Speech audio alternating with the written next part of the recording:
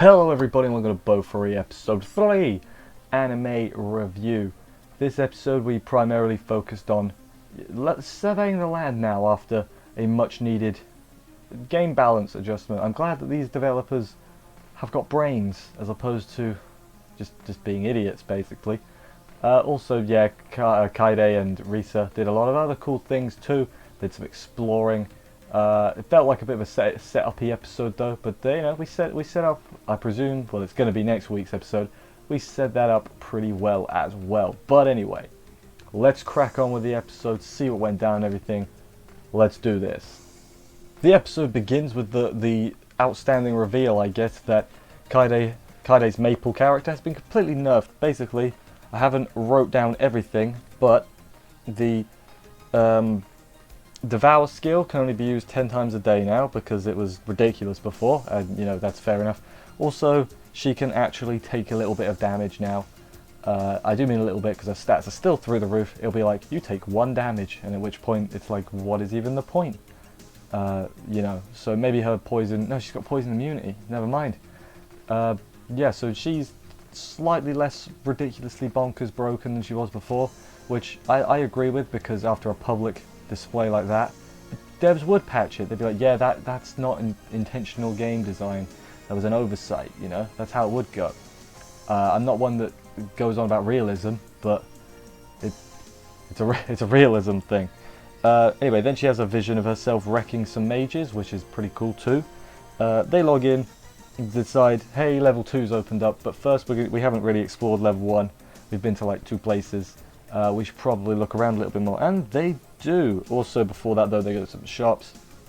She buys the cover skill, cover jump skill. I forgot exactly what it's called. Basically, oh, you're in trouble, shing, shield, like immediately. That's basically what it is. Then they see some noobs that are just looking about some weapons and stuff. They're probably going to be important characters. I think they're in the opening, so that practically guarantees it. After that, they go to some cafe and eat some foods. This opening bit is very get on with it a little bit. Some guys talk to them. They were the 2nd and 5th rank in that event that just happened. I forget their names, so sorry. They talk about a guy called Pain as well. He was the strong blonde guy with the sword, whose face we haven't seen yet. Also tells them about there's a new event coming up where you can party up, so that's what we're going to be doing next week. Also then they suggest, hey, you're looking around places, go to the North Forest. I'm sure you'll have a very fun time there in the North Forest, especially for girls like you. I'm like, whoa, sexist pig, let's not be like that, okay? This forest is incredibly spooky. There are ghosts flying about and everything. Sally, who is Risa, don't forget, she's very scared. She can't handle these ghosts and everything. They go to an abandoned house, which is just where I would go if I was in a abandoned ghost forest. I'd go straight into the falling apart, definitely not haunted house. But no, apparently it's not haunted. They open up a hidden basement. There's a guy tied up. They spend a lot of time heal him, and eventually that sends him to the afterlife, I guess. And then he leaves behind the super speed skill, which I'm going to guess that Sally uses, because I don't think that's going to fit Maple's build. Be pretty weird. That'd be pretty broken if she had the super speed skill. She probably doesn't meet the prerequisites, video game terms. Afterwards, they fireball a tree, which then takes them to a sunset area where there's a beach and a hill and sunflowers, and it's very nice. And there's some little gem things they pick up, which should be like the symbol of their guild if they ever form one. The little gem things, do that.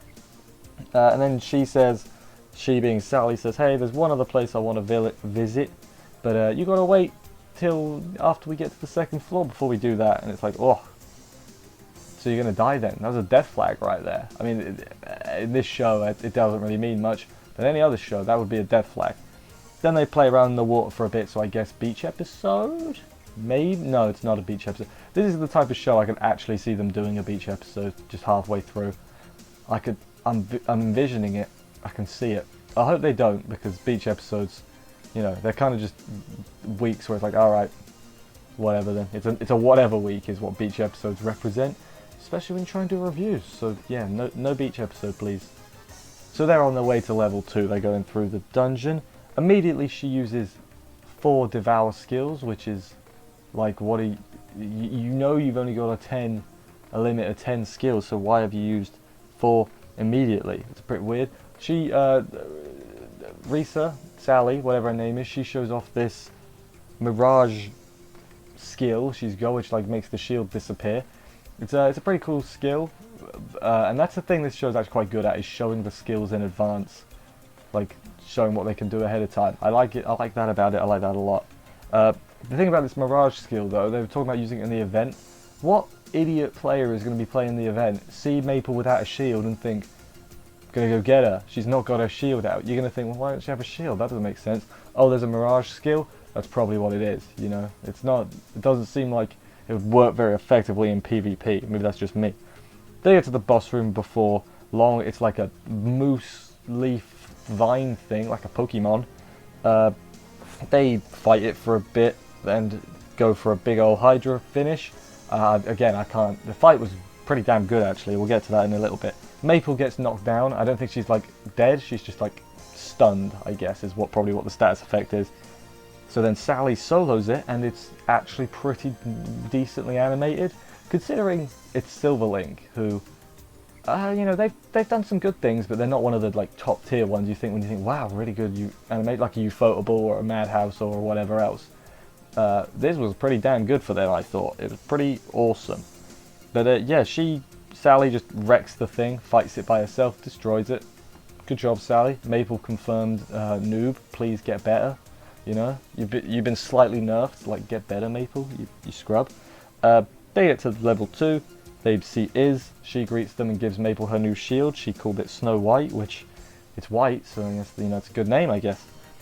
Then they go to the night table, I don't know what to call it. It's like a night time, there's magic drinks, it's like a date spot, their eyes change colours and stuff, it's pretty weird. I don't really know what to say about it. It was a pretty weird area. They do the away we're friends thing. Cheers stuff. Then the second event's about to start. They meet that shield guy again, or Maple meets him again. Sally meets him for the first time. Forgot his name too. He's the one that told her what to do with shields, basically. Then we see just to the side, there's a Flame Emperor guild. Their leader is called Me, and I assume they're going to be like the bad guys of this event. Because this event, which we now learn, is like a treasure hunt, and you can kill people for it. So I'm going to assume like the Flame Emperor guild, because there's a lot of them, they're going to just stockpile, and they're going to have to do a big old fight between Maple and whoever she can drag to be her friend against the Flame Emperor guild. That's what I think. I think that'd be pretty cool, especially if it's like decently animated like this week was. That would be pretty good. But then the episode ends with the event beginning, and that was the end of the episode, as I just said.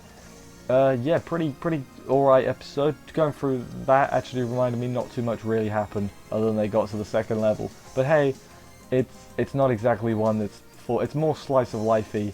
It is just friends playing video games or an MMO, and I think that's pretty cool. I like that. It's makes it sort of hard to talk about, but at the same time, it's still enjoyable and easy to watch. You know, I don't have to turn my brain on. I'm waiting for this to like flipping get extremely complicated any second now. They're going to be isekai'd into the isekai, and then they're going to isekai out of the isekai, and then they're going to isekai into the virtual isekai.